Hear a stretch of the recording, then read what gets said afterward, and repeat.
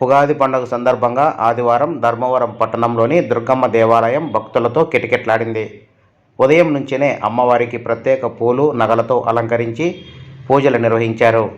ఈ సందర్భంగా అమ్మవారిని దర్శించుకోవడం కోసం పెద్ద ఎత్తున భక్తులు తరలివచ్చారు.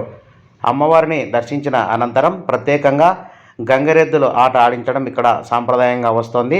అనంతరం ఆలయం పక్కన అమ్మవారికి భక్తి శ్రద్ధలతో మహిళలు దీపాలు పెట్టడం జరిగింది.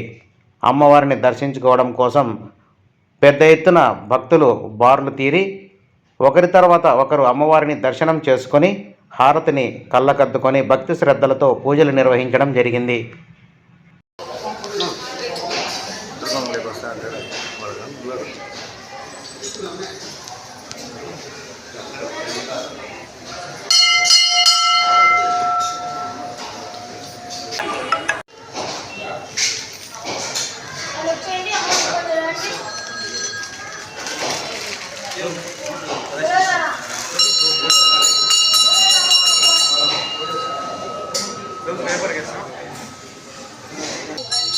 Video.